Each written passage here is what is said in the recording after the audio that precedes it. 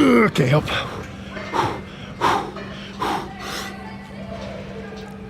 Two more. Pull. Really pull this one. Oh, thanks. No problem. No.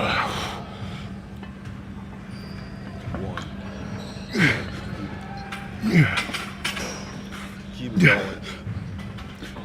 Keep it going.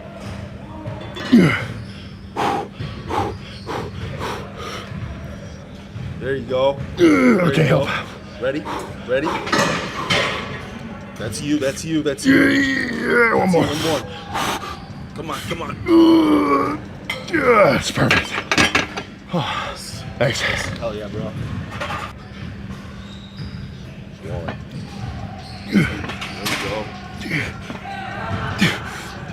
There we go. Keep it going. Ready? Yeah. Ready? Let's go. Let's go.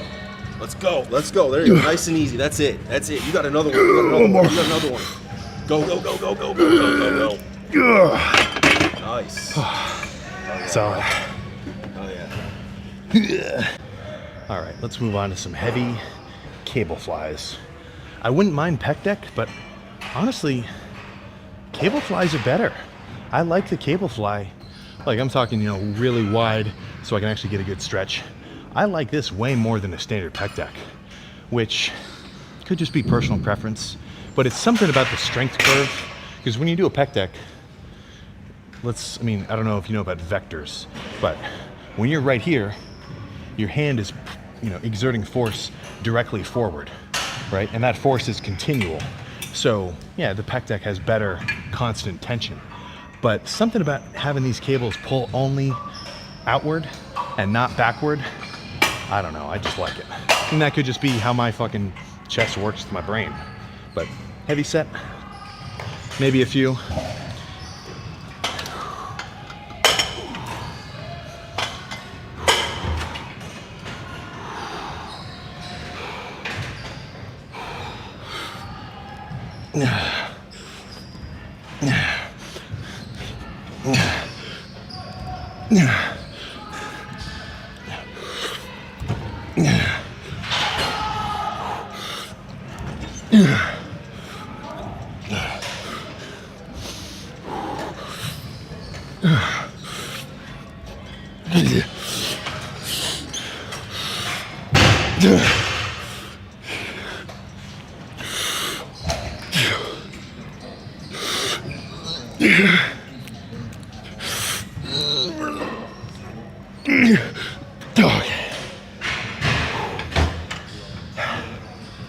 One more, probably a drop set.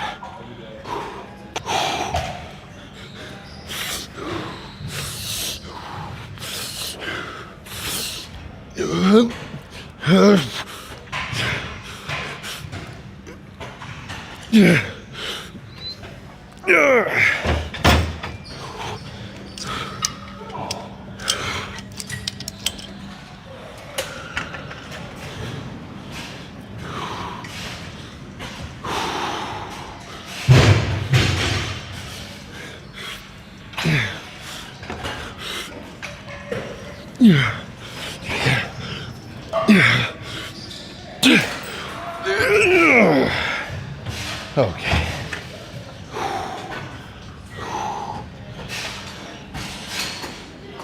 Chest is nearly done. Maybe two more. Let's think about it. Yeah.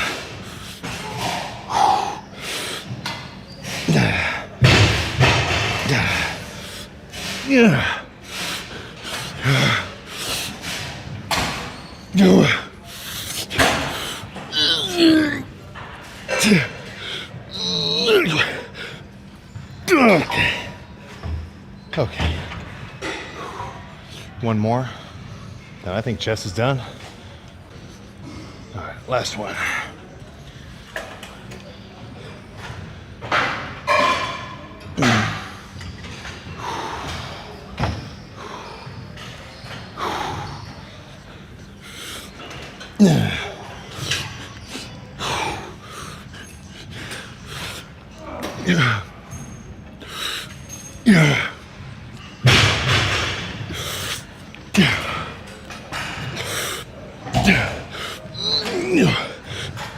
Okay.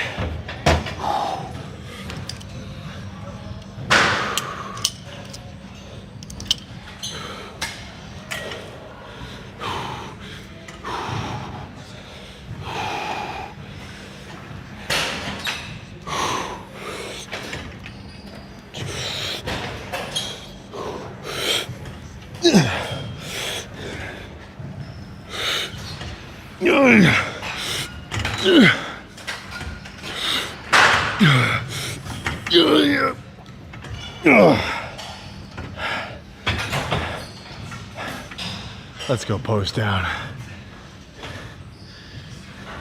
Where'd my phone go? All right. So what was that, like 6 or something sets? Finally donezo, finally complete. Well, actually, no, that's not finally. I'm not itching for the workout to end. Come on, that's a loser talk. But nonetheless, chest is complete. Let's adjust my white balance so I'm not so yellow. Any photography nerds would know what I'm talking about.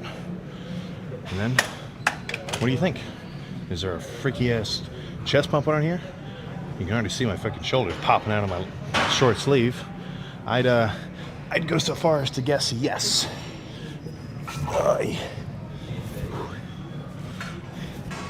And I'm lucky enough that shirtless pose downs, at least every so often, are not shunned at this gym. Lucky, lucky, lucky. Actually, let's drop the exposure one more. Yeah, there we go. I mean, you tell me. That's a midsection that's getting fucking lean, that's for sure. It's good.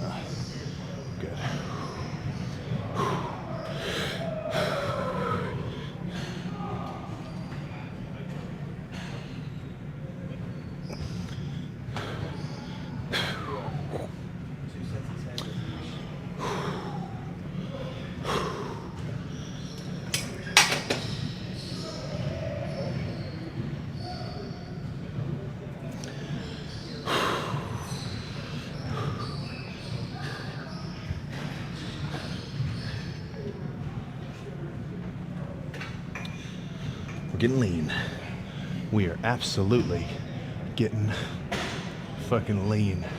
And now I'm getting extra excited because I have another like month of dieting after this. So really, this is only the halfway mark. Let's get one zoom in of a little side chest action and then get out of here.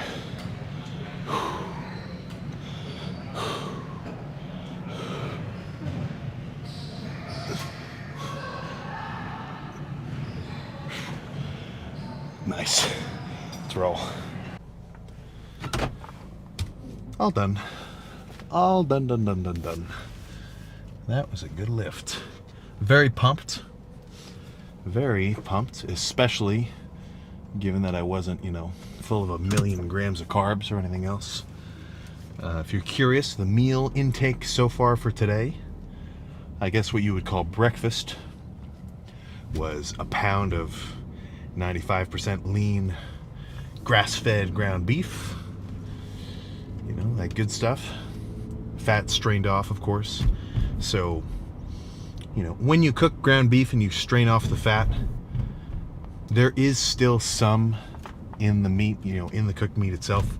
You can never get it all out. It's just not even, you're dreaming. You're dreaming if when you track your macros from eating a pound of ground beef, if you only, if you count only the protein and not the fat, yeah, look, you gotta wake up to reality. But a bit does get strained out, of course. So it said there was 24 grams of fat in the whole packet, strained off I just said about half. I got about so I only tracked 12 grams of fat with the 80-ish grams of protein, which for one meal is a big chunk, but I was pretty hungry and I didn't want to just overeat on carbs. So sometimes I'll have a higher protein meal. Not that it's any better or worse, but proteins, as a rule of thumb, which does not have to be followed like super directly, I think they should be eaten out of everything. Your protein intake should be the most even throughout the day. Whereas, well, I guess probably your protein and fats, because those aren't, you're not going to have a fucking ribeye, with like 40 grams of fat in it. You're not going to eat that and suddenly be alert and energized. You don't have that kind of short-term energy boost from eating something like that. Whereas your carbs, I think you should be a little bit more particular with when you eat them. You're going to want to have at least, well, it depends on how big you are, I guess. But for me, I want to have at least 100 grams of carbs pre-workout. Not immediately, but throughout the day before I go to the gym to, do my workout, just so I have some, blood sugar floating around, and I've replenished a little bit of my fucking intramuscular sugar water, glycogen, so that when I lift, I'm burning a little bit of fuel, instead of just, basically running on nothing. That's another reason why I like the morning cardio and the evening lift. Not just because I want to separate them so that one doesn't interfere with the other, but if you're doing a morning workout, and you wake up, you take your, actually I feel like people who do morning workouts are probably more likely to just drink a coffee. They're on that grind. They wake up, black coffee, straight to the gym, full body workout. But I don't think that's the best method. Now, of course, if that's just how your schedule has to work, you have to work out in the morning, then make the best of it. I'm not saying you're not going to make gains with a morning workout, but you're definitely putting yourself at a little bit of a disadvantage compared to people who get a full day of eating in, or at least half a day of eating in, before they go to the gym to work out. Because your performance output, having been well fed compared to fasted, you're better off with some food in you, man. And I don't mean a crazy amount, but just a couple of meals pre-workout, you're gonna notice. You're gonna be able to get more reps out, be more pumped, just have a little more energy. You're gonna have a better lift. And like I kind of said, I kept repeating this phrase in the last car talk. I was like, dude, the more good lifts you can get under your belt, the more productive lifts, the more intense and hard sets, over time, that's what's going to, inch you higher in terms of your progress. So if that's you, I would not say that it's a bad move to maybe try to do your workout later in the day. Or, maybe just try to eat something as soon as you wake up. I'm talking like have a little, have a shake with some overnight oats, just something like as soon as you get up. And then if you don't start, let's say you wake up at 6 and you got to go straight to the gym and you're working out at like 7, even just eating something an hour before you lift, that will help. That will certainly help you. But no, getting back into what I was eating. So it was pound of ground beef with some like Tostitos cream, or no, like some Tostitos like cheese dip. I just like the chip. I'm talking like that little glass jar. I really like that kind of cheese dip. So I weighed out 120 grams of that into the ground beef, mixed it all up, so I kind of had like some cheesy beef. I think that added up to about 700 calories right there, because it was about 25 grams of fat total, 80 grams of protein, and like 12 grams of carbs from that kind of cheese sauce. So low carb starter meal. I want to save my carbs for later in the day. Sounds about right to me. And since it was a little bit higher protein, a couple of hours later, I just took a whole little sleeve of graham crackers, you know, the big ones, like the four cracker sheets with a cup of milk. You know, like felt like fucking Santa Claus. But that added up to about 100 grams of carbs, 8 grams of protein from the milk, about 12 grams of fat as well. So that puts me at however many calories I've eaten so far today. My phone's in my bag, so I'm not going to whip it out. But I'm at about 1,200. It's 5 o'clock. That's good for me.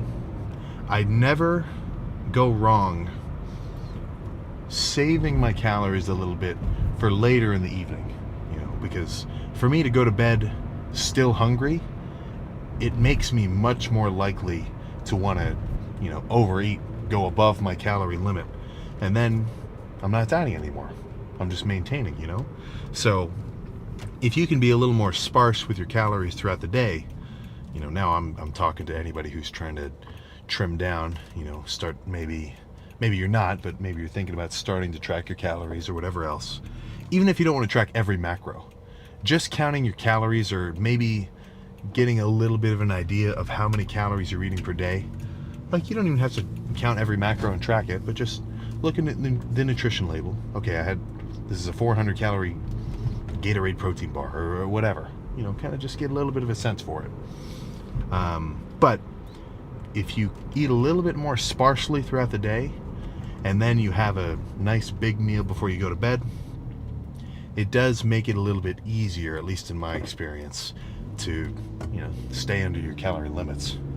Because for me, like I said, if I'm hungry and I'm ready for bed, part of me is just gonna go fucking feral, go upstairs, you know, have some chips or something. I'm not talking like a 4,000 calorie, you know, refeed like that, but even 500 calories, if I'm in a deficit, that can push me into maintenance to slightly calorie surplus territory. So you gotta be careful about that.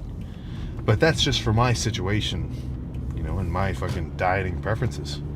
Like for me, to skip breakfast, you know, not really have a solid meal until like 10 or even noon, that's not too hard. You know, make sure I drink enough fluids, whatever else. But as the day progresses, I do need to start chowing down on a little something, even if it's just, you know, relatively smaller meals every few hours. Now, when I say that, do not go overboard, because a lot of people fall into this mentality, which, you know, no wonder why it doesn't work. But, you know, what I think a lot of people end up doing if they want to diet down, you know, maybe people who don't have such a solid grasp on the food that they're eating, is what they end up doing is they eat nothing all day. They literally eat shit. Well, not shit. They eat jack shit. You know, I'm talking like they might have a salad or like some carrots, or like they pack a bag of grapes for lunch or something. And then they think to themselves like, okay, I was good today. Or, you know, maybe they didn't even like starve themselves, but all they had was really not much. You know, I'm talking granola bar for breakfast, maybe just a protein shake for lunch, and then like, you know, maybe a salad with like a little dressing. You know, I'm talking sub 700 calories for the whole day. And then, you know, 8 o'clock at night comes around. They think to themselves, oh, I was good today. I was really good today. I can have a treat. And then their treat combined, so when you kind of are now really fucking hungry at the end of the day, and you want a treat, you're combining two fucking factors that make you want to really chow down and eat a lot of food. For one thing, just your fucking baseline hunger, but also your sweet tooth. When hunger and having a little sweet tooth combines, you are asking for trouble. You know, that's where you whip out a Ben & Jerry's tub out of the freezer, and before you know it, the whole thing disappears. That was 1,200 calories in just one little tub. Boom, you're no longer in a calories deficit, and now you've really done nothing.